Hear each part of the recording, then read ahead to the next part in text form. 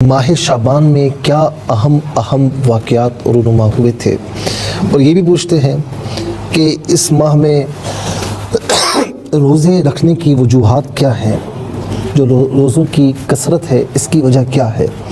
और ये भी कहा जाता है कि माह शाबान के जो अहम अफ़आल और वज़ाइफ़ हैं वो क्या है।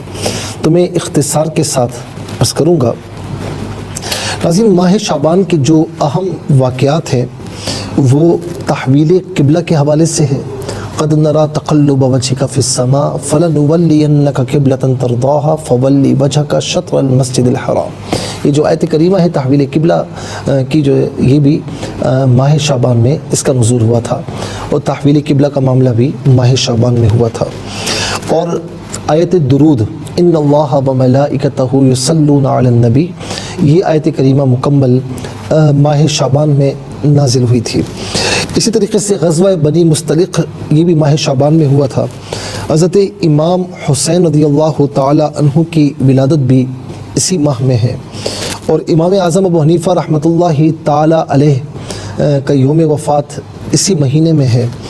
हज़रत उस्मान मरवंदी रहमतुल्लाहि ताला अलैह, जिन्हें हम लाल शहबाज कलंदर कहते हैं, उनका उर्स मुबारक भी इसी महीने में है। जहाँ तक ये मामला कि इस माह में कसरत से रोज़े रखने की वजह क्या है, नाज़रीन, सय्यदा आयशा रज़ियल्लाहु ताला अन्हा रिवायत करती है कि हुज़ूर नबी करीम सल्लल्लाहु ताला अलैहि वसल्लम इस महीने में कभी एक अशरा, कभी दो अशरे और कभी कभी पूरे माह शाबान का रोज़ा रखा करते। यानी बाज़ वक़्त कुछ दिन छोड़ते और ज़्यादातर रखते, तो ये गुमान होता कि बिल्कुल पूरा महीना आपने रोज़ा रखा है। और ये भी फरमाती हैं कि मैंने हुज़ूर नबी करीम सल्लल्लाहु ताला अलैहि वसल्लम को माह रमज़ान के अलावा किसी और महीने में इतने रोज़े रखते नहीं देखा जितना इस महीने में रखते हैं। जब अर्ज़ की कि या रसूल अल्लाह, इसकी वजह क्या है, तो फरमाया कि इस महीने में आमाल बिर्रास्त अल्लाह ताला की बारगाह में पेश की जाते हैं। तो मेरी तमन्ना ये है कि जब मेरे आमाल अल्लाह ताला की बारगाह में, मेरे रब की बारगाह में पेश हों, तो मैं हालत रोज़ा में हूँ।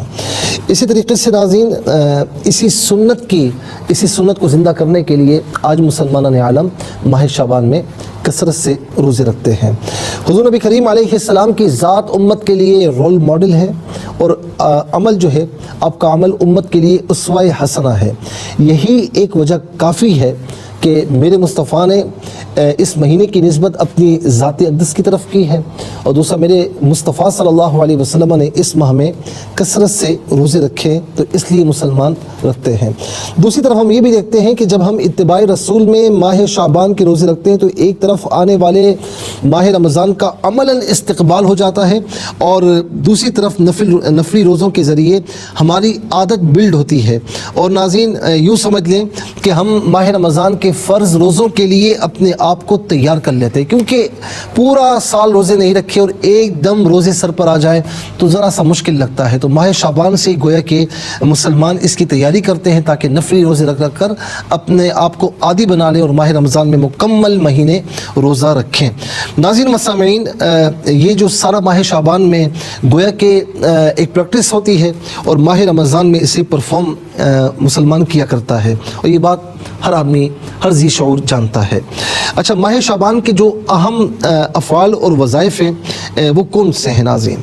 अच्छा, एक तो ये है कि इस महीने में रोज़ा सुन्नत है, तो रोज़े रखने चाहिए कसरत से। हाँ, जिनके ज़िम्मे फ़र्ज़ रोज़े हैं तो इस महीने में रोज़े रखें, लेकिन वो अपनी फ़र्ज़ की क़ज़ा पूरी करेंगे, और जो है वो उनकी नफली रोज़े नहीं होंगे, क्योंकि नफिल उस वक्त तक कबूल नहीं होते जब तक फ़र्ज़ उस पर वाजिब हो। तो इसीलिए जो ये चाहते हैं कि माह शाबान में रखने हैं, तो अब अगर उनके फ़र्ज़ रोज़े बाकी हैं तो वो उन रोज़ों को इस महीने में भी पूरा कर लें, तो कोई मसला नहीं। और अल्लाह ताला की ज़ात से बईद है कि वो आपको बेशुमार अजर व सवाब अता फ़रमाए।